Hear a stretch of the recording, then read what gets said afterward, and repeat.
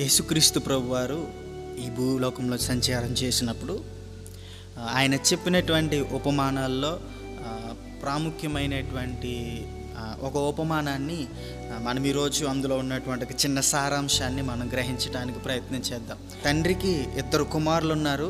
వాళ్ళిద్దరిలో ఒకడు పెద్ద కుమారుడు, ఇంకొకడు చిన్న కుమారుడు. ఆ విధంగా వాళ్ళిద్దరూ కూడా తండ్రి యొక్క ఆస్తిని అనుభవిస్తూ, తండ్రికి ఉన్నటువంటి ఆ యొక్క పరిస్థితిని వాళ్ళు అనుభవిస్తూ ఉన్నటువంటి సందర్భంలో చిన్న కుమారుడు ఒక విషయాన్ని తండ్రితో రేకెత్తిచ్చాడు. ఆ విషయం ఏంటి అని అంటే, తండ్రితో వెళ్ళి, డాడీ నీ యొక్క ఆస్తిలో సగభాగం నాకు రావాల్సినటువంటి భాగాన్ని నాకు అందజేసే అని అన్నప్పుడు తండ్రి బాధపడుంటాడు, దుఃఖించుంటాడు. అయినప్పటికీ కొడుకు అడిగాడు కదా అని తన యొక్క ఆస్తిని అందజేసేసాడు. అయితే ఇక్కడ ఉన్నటువంటి విషయం ఏంటనంటే, కొడుకు తన యొక్క తండ్రి ఆస్తిని పొందుకోవాలి అని అంటే ఖచ్చితంగా ఎట్టి పరిస్థితుల్లో తండ్రి తనాంతరం మాత్రమే ఆ యొక్క ఆస్తిని సంపాదించుకోగలుగుతాడు. తండ్రి చనిపోయిన తర్వాత మాత్రమే ఆ ఆస్తిని కొడుకు చేజెక్కించుకోగలుగుతాడు.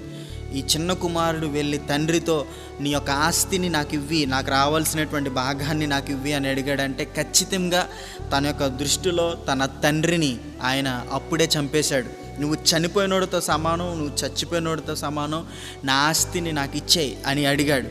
ఈరోజు అనేక మంది యవనస్తులు తన యొక్క తల్లిదండ్రులను వారికి ఉన్నటువంటి కోరికలు తీర్చుకోవడానికి మానసికంగా చంపేస్తున్నటువంటి వాళ్ళు ఉన్నారు. కాబట్టి మనము ఈ రోజున బైబిల్ను అనుసరించేటువంటి వ్యక్తులుగా, దేవుని నామాన్ని అనుసరించేటువంటి వ్యక్తులుగా మనం ఒక విషయాన్ని గుర్తుపెట్టుకోవాలి.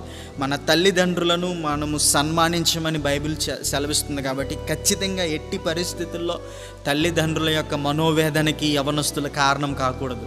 తల్లిదండ్రుల యొక్క మనస్తాపానికి యవనస్తులు కారణం కాకూడదు.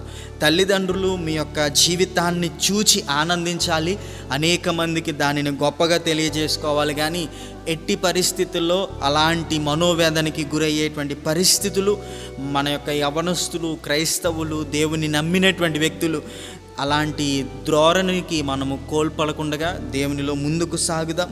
దేవుడు అత్యధికమైనటువంటి ఆశీర్వాదాలతో మన జీవితాలను నింపి బలపరిచి స్థిరపరచునుగా.